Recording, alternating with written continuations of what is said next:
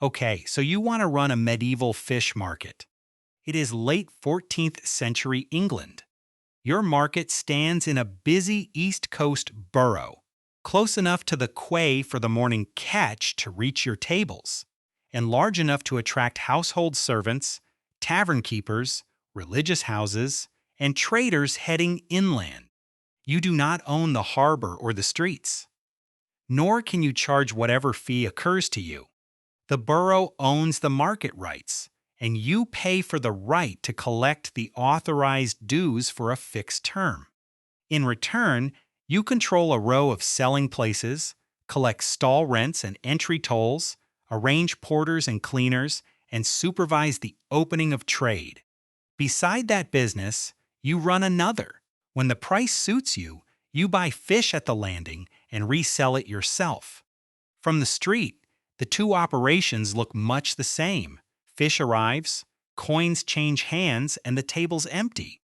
The risk is entirely different. A fishwife rents a bench from you.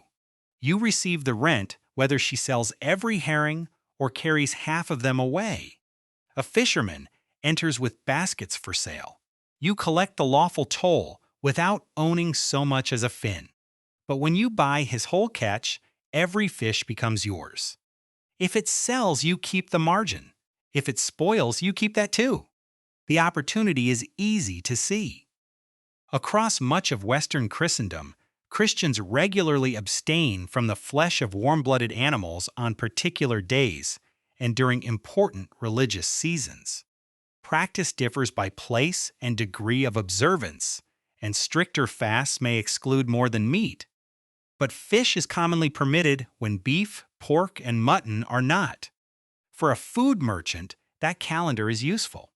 Friday does not arrive unexpectedly, neither does Lent. Households that bought meat earlier in the week need another meal. Taverns change what they serve. Wealthy kitchens seek good salmon, pike, eel, flatfish, or whatever desirable catch is available. Ordinary buyers look for herring, cod, and cheaper preserved fish. Religious communities may order in quantity.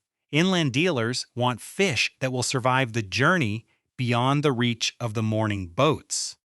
You pay the borough for the market rights, reserve working cash, hire a clerk, arrange porters, and set aside a yard where fish can be sorted, cleaned, salted, and packed. Your first investment is not in fish. It is in control of the place where fish changes hands.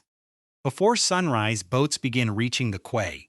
The catch depends on season, fishing ground, weather, and luck. One morning, the landing is crowded with baskets. On another, the wind keeps most boats ashore and leaves buyers looking at bare tables. Today, the landing is good. The fishermen want money quickly. They have provisions to buy, gear to mend, and shares to divide among the crew. Keeping the catch beside the boat will not improve it. Your stallholders want the best fish, but few can afford an entire landing. You can. You also have the space to break a large catch into smaller lots.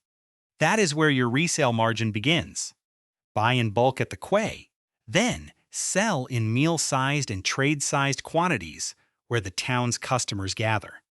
Take a representative landing of 100 baskets. This is a working model, not a surviving medieval account. You buy 40 baskets outright. Independent sellers carry another 40 to rented stalls. Larger buyers claim the remaining 20, or the fishermen take them elsewhere. Your money box grows lighter. Your inventory rises by 40 baskets. Porters move the fish from quay to market. Sorters separate large fish from small, valuable specimens from common ones, sound catch from damaged catch.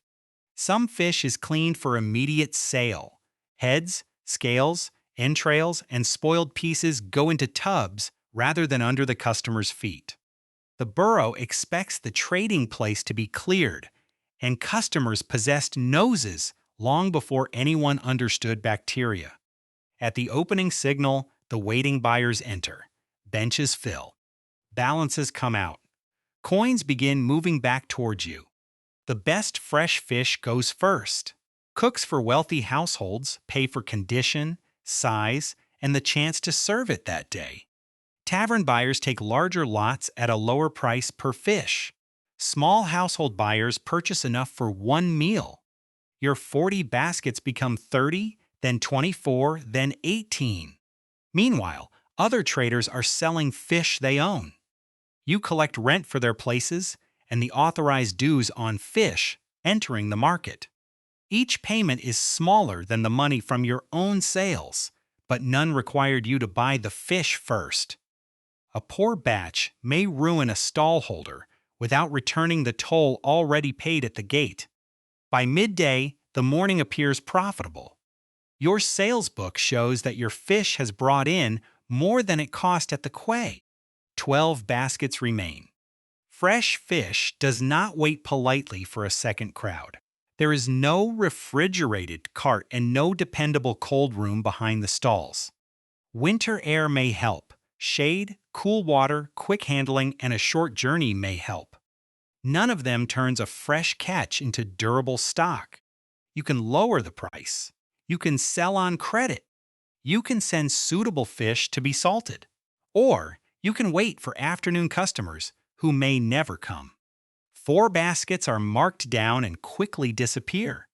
A cook takes 2 more on account. The fish leaves the market, but no coin enters your box. The sale exists in the ledger. It cannot pay today's wages. 6 baskets remain. Now the curing yard earns its place. Salt cannot restore fish that has already gone bad. The decision must be made while the catch is still worth preserving. Workers clean the suitable fish, apply salt, and pack it for curing or transport. Other fish products follow different methods: brining, smoking, or drying. Northern stockfish, for example, is dried in cold air with little or no salt. Your yard mainly handles fish suited to salting. The 6 baskets leave the fresh tables.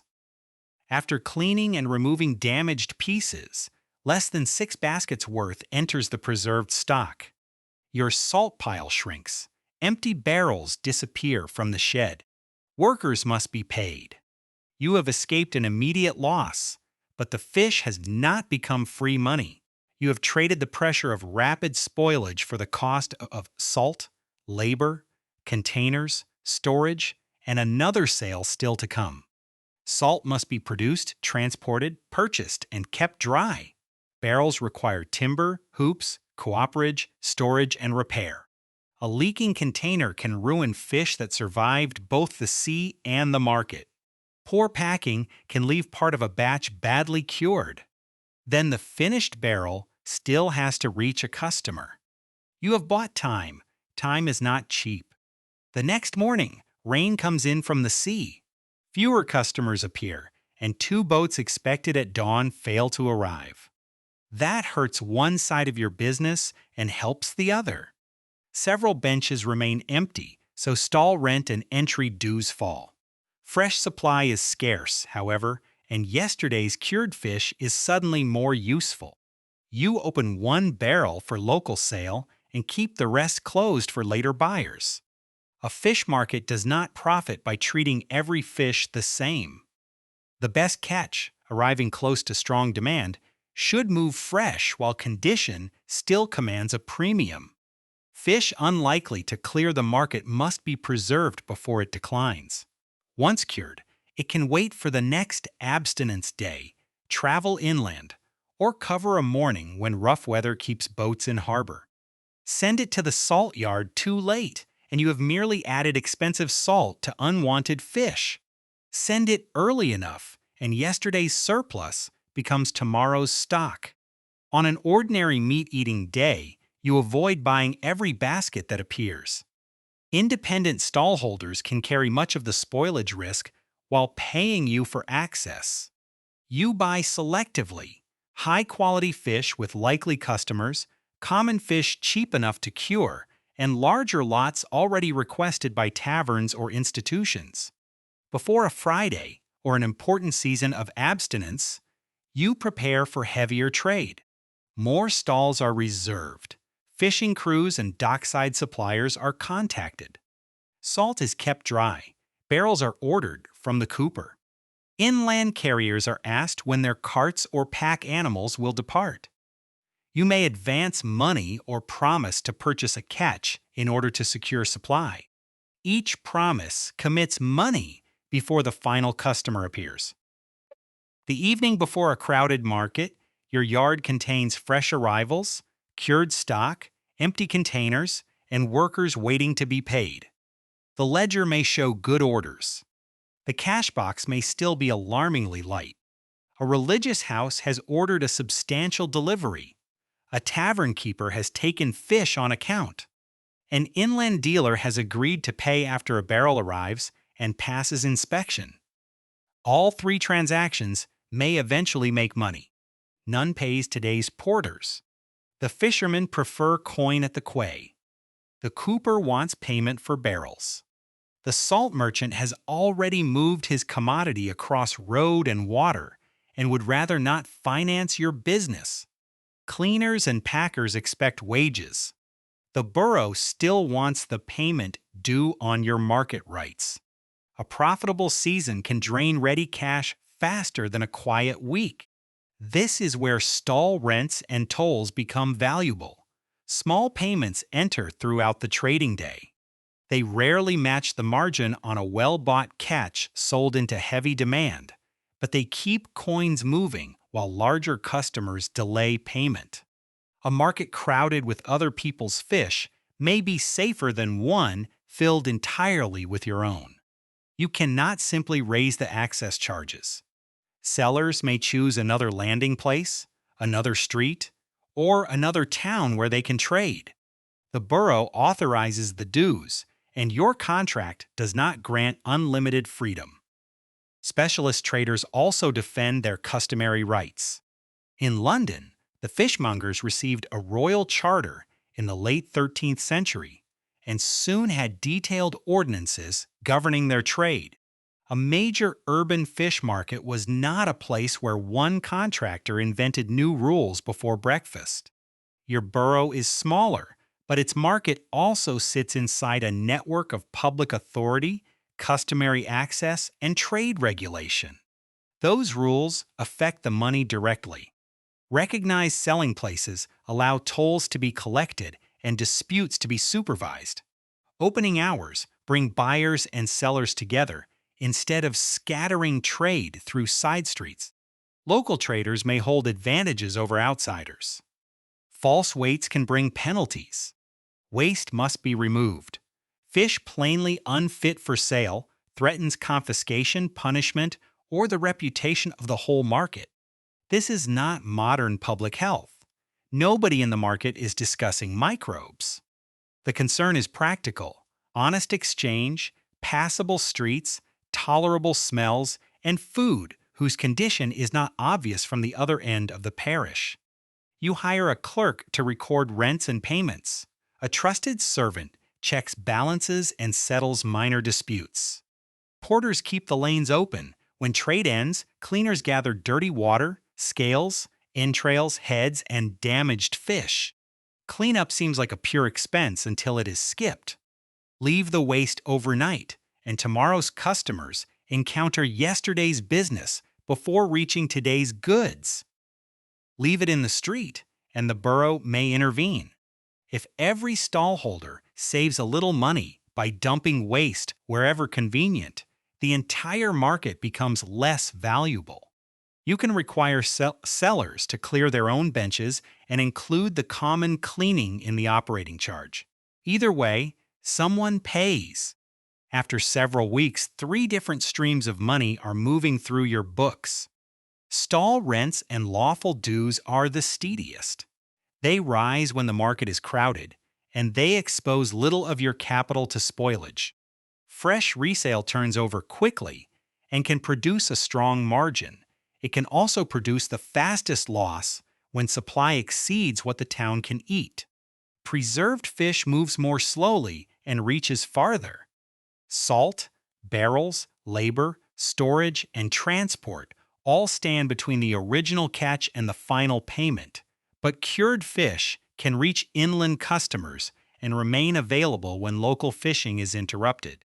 The strongest week uses all three. A good landing arrives just before a high-demand day. Independent sellers fill the benches and pay for space. You buy part of the catch. Premium fish sells fresh at a high price. Common fish moves in volume to households and taverns. The likely surplus enters the curing yard early instead of waiting on the tables. A few days later, barrels leave with inland carriers. At the end of market day, some value sits in the money box, some sits in barrels. Some is written in the ledger beside the names of people who have not yet paid. Only the first can meet wages immediately. Then comes a week of clear weather and crowded landings. Boat after boat reaches the quay. Fish is abundant, and the purchase price falls. You buy twice your usual quantity. Your stallholders do much the same. By morning, the market contains far more fish than the town can consume. Religious demand helps, but it does not persuade every buyer to eat 2 dinners.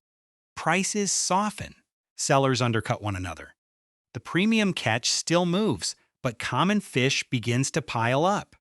Every hour cuts into your expected margin. The same landing that made fish cheap at the quay also makes it cheap at the stall. You send more of your holding to the curing yard. There, a different shortage appears. Other merchants saw the same abundant catch and made the same decision. Salt is in heavier demand. Barrels are hard to find. The cooper can make more, but not before the fish needs them. Workers stay longer, storage fills. The bottleneck is no longer the supply of fish. It is the amount you can preserve in time. At the end of the week, you own plenty of cured inventory and very little ready money. The fish may eventually sell at a profit, but your cheap purchase has trapped cash in salt, wood, labor, storage, and barrels awaiting transport. The next time the boats arrive in force, you do not buy first and solve the rest later. You reserve curing capacity. Serviceable containers are kept in repair where they can be reused. The cooper receives warning before major fishing periods. Salt is stored ahead of predictable demand, though not in such quantity that damp, theft, and idle stock consume the advantage. Inland buyers and carriers are lined up before the yard fills. Then you set a limit. Once the yard and likely customers are covered, additional fish remains the seller's risk. The fisherman may reject your offer. They can approach another merchant, rent a stall, take the catch elsewhere, or preserve it themselves if they have the means. Your bargaining position is strongest when many boats land together and the catch must move quickly. It is weakest after storms, when customers are waiting and the quay is nearly empty. Weather changes more than the number of fish. It changes who controls the price. After several stormy days, the first boat into harbor has the stronger hand. You need fish for Friday, and every tavern buyer knows supply is short. The fisherman can demand more at the quay. You can pay, but much of your fresh resale margin disappears before the fish reaches the market. Your preserved stock keeps you from becoming desperate. You open barrels for ordinary buyers and reserve the scarce fresh catch for customers willing to pay the higher price. The cured fish is doing more than filling tables. It prevents the owner of one fortunate boat from controlling the morning. After a great landing, the advantage reverses. Fishermen need speed, and your curing yard allows you to buy when fresh demand is already full. The barrel changes the negotiation because it gives you another day and another customer. That choice grows more valuable as the trade reaches farther from the coast. By the late Middle Ages, herring is already one of Europe's great bulk commodities. The seasonal market in Scania has drawn fishermen and merchants into a Baltic distribution system since around the 13th century. Farther north, Dried stockfish travels from cold-producing regions toward European towns. These are not merely leftovers rescued from local markets. They are commercial products prepared for storage, transport, division, and resale far from the place of capture. Your English market works on a smaller scale, but it belongs to the same economy. Coastal vessels can bring preserved fish from another region. Inland carriers can take barrels to towns that cannot depend on fresh sea fish. With every mile, freshness matters less and packing matters more. An inland buyer cannot inspect every fish inside a sealed container. He looks at the barrel, the mark, the weight, the condition of the packing, and the reputation attached to the shipment. One badly cured barrel can cost more than a refund. It can cost the next order. You stop treating the curing yard as a rescue bin for whatever failed to sell. Fish intended for salting is chosen early. Workers process it before its condition declines. Barrels are checked for leaks. Lots are marked. Better fish goes to buyers who pay for reliable quality. Inferior but saleable fish is priced honestly rather than hidden among the better grade. Labor costs rise slightly, complaints fall. Repeat orders grow. More barrels are sold before they leave the yard. Advance orders help with the shortage of cash. A buyer who pays part of the price before delivery helps finance salt, packing, and transport. A buyer who pays only after arrival leaves you carrying the cost and the chance of rejection. You prefer advance payment. Established customers generally prefer using your money, so credit moves through the market beside the fish. You may pay fishermen immediately, settle with the cooper after several barrels, owe the salt merchant until the next market day, and wait longer for a religious house to clear its account. A ledger full of profitable sales can sit beside an almost empty cash chest if the dates do not line up. You begin separating customers as carefully as you separate fish. Household buyers pay coin at the stall. Taverns receive limited credit because they purchase repeatedly, but an unpaid balance blocks the next delivery. Large institutions may receive longer terms when their orders are dependable, provided you keep enough cash to survive the wait. Unknown traveling dealers pay before the barrels leave, unless a trusted merchant stands behind them. Default has not disappeared. You have simply stopped offering the same risk to everyone. By the following Lent, the market looks different from the one you first opened. Independent traders carry much of the fresh fish risk and provide dependable income through rents and dues. You use your own capital only where it gives you an advantage, a bulk landing that can be divided profitably, high-quality fish with waiting buyers, or common fish that the curing yard can process at once. Labor follows the rhythm of landings and demand. Extra cleaning is arranged for crowded days. Salt and barrels arrive before the rush. Inland transport is booked before preserved stock fills the yard. Credit depends on a buyer's record, not the solemnity of his hat. The religious calendar brings customers. It does not bring the fish. Boats, weather, labor, salt, containers, roads, and ships must meet that demand at the right moment. Fish arriving too early may spoil before the profitable day. Fish arriving too late finds that the customer has already bought something else. Cure everything, and salt and packing consume the premium that fresh fish might have earned. Cure nothing and a generous landing becomes a heap of waste. The crucial decisions are made soon after the catch reaches shore. Sell the best fish now. Cure suitable fish immediately. Let independent traders pay you for the right to risk the rest.